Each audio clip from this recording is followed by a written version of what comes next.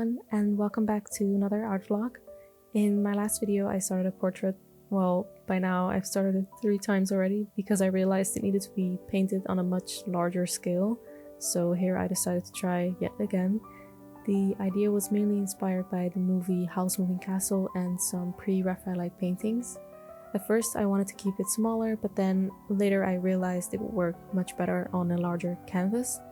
And I also really need to challenge myself to work bigger because I feel like I get so comfortable working on smaller surfaces, which makes sense because it's easier and faster, but I really want to be able to make big paintings that tell more complicated stories, if that makes sense. And I still feel like I need to work a lot on my technique and practice more, but I thought a painting like this that had a lot of personal meaning for me as well would be a good start.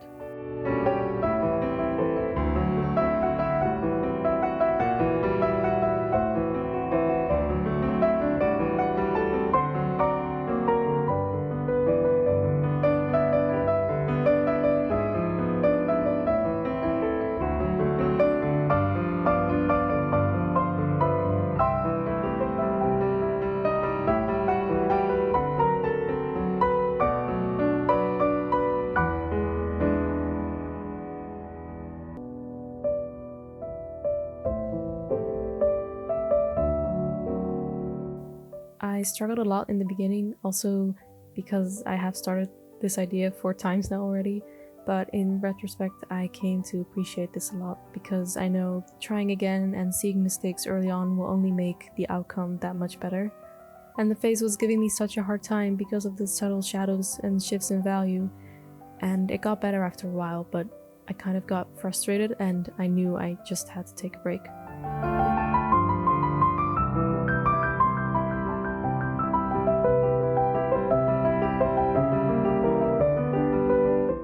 When I felt that a painting was not going the way I wanted it to, or if it did not turn out the way I envisioned it, I often used to stop altogether and leave the painting unfinished or paint over it.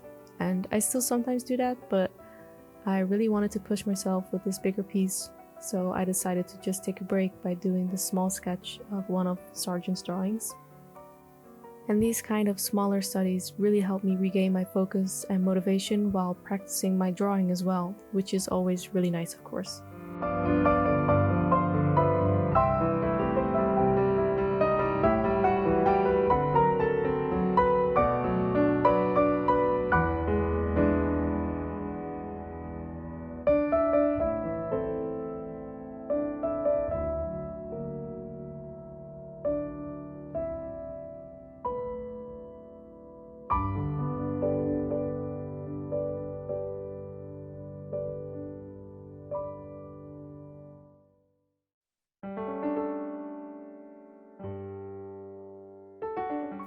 Aside from making these small sketches, stepping outside of my own kind of painting bubble and visiting a museum always helps me gain a new perspective on how I approach my own work. It's always wonderful to admire the work of old masters and to see their brushstrokes and notice small details in their paintings. It always gives me a new sense of inspiration and motivation to improve my own paintings.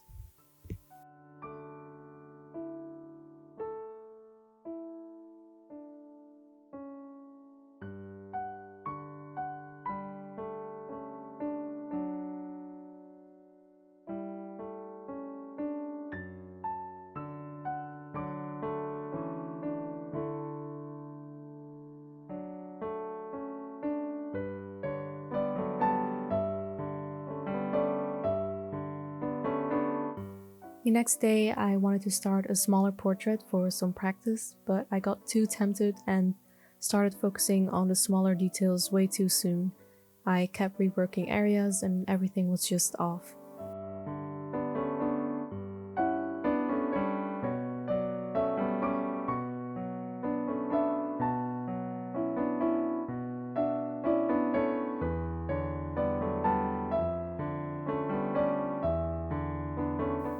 As you can see, I started refining her eyes and her mouth and her nose way too fast, and it did not feel right at all. And in this case, I just knew I had to start over and take a new approach, and force myself to not pick up a tiny brush and work on the features this early on.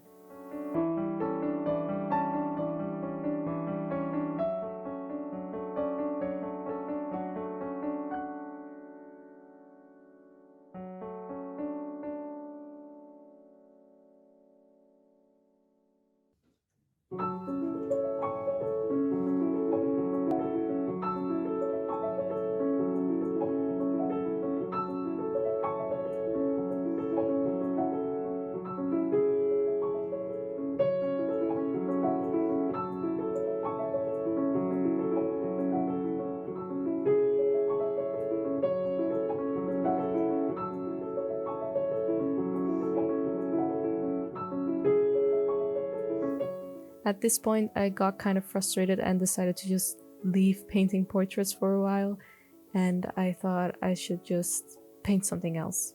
So I set up a little still life of some beautiful spring flowers I got at the market, and I tried to keep it small and simple and just use a sweater as a backdrop.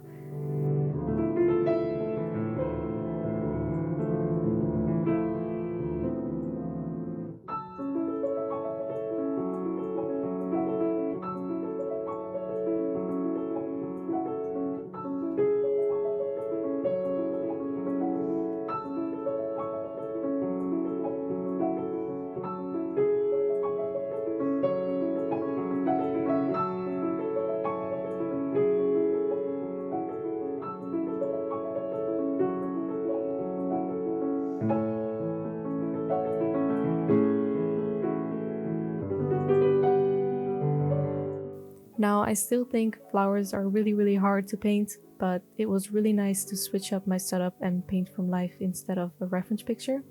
I have to do this more, but it's kind of hard to do it with portraits because you have to find someone willing to sit for you for multiple hours and possibly multiple sessions. So a small still life like this is really nice, and I will try and do this more in the future as well.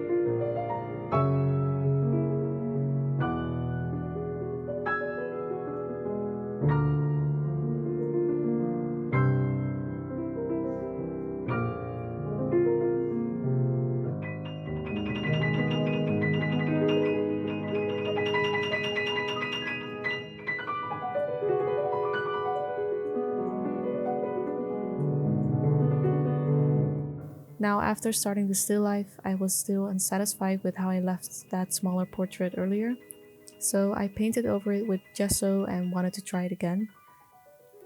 This time I chose a different reference picture with more contrast to make it easier for myself, and before I was watching a lot of videos by Arthur Gain, if I pronounce that correctly, who is an amazing painter, and I was really trying to keep his tips in mind and try to make every brushstroke intentional in this portrait as well. And I really focused on laying down the big shapes and values first and left defining the features for later on. So at first I really squinted a lot while looking at my reference picture and painted the general colors of the lighter and darker parts. And I immediately noticed a big difference with this technique, especially compared to my earlier attempt.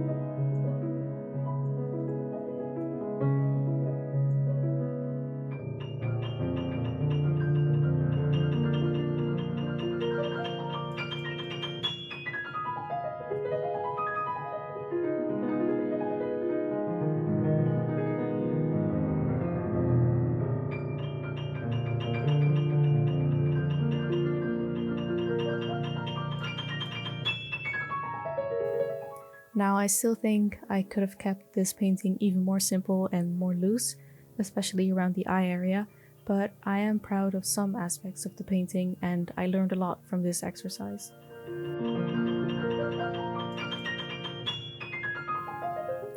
I still need to work some more on the lower half of the painting, but I'm very happy I did not give up on painting this portrait and decided to try again.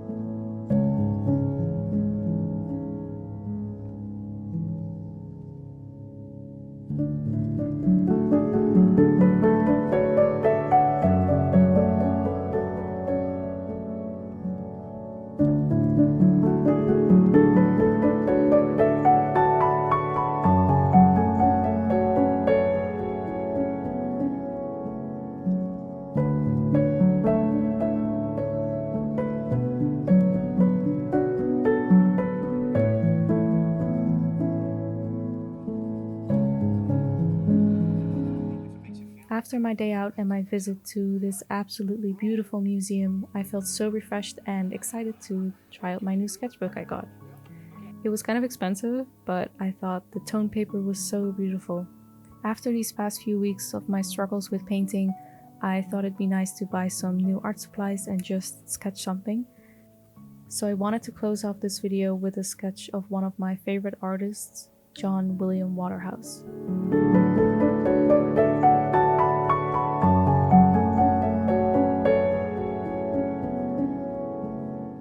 Though I struggled a lot in this video, looking back, I'm happy to have pushed myself to keep going, start over, or try different things when something does not feel right. And this is something I've also really come to appreciate about the whole art process, because making art would not be worth it if it turns out perfect, because then there would be nothing more to learn or nothing more to tell. I love how the process pushes and pulls at me and forces me to push my boundaries every time. I hope to get back to working on the bigger piece I started at the beginning of this video, again with fresh eyes, and I hope to show you more of my art journey again soon. Thank you so much for joining me this video. I'm sorry if it was kind of all over the place, and I'll see you next time. Bye.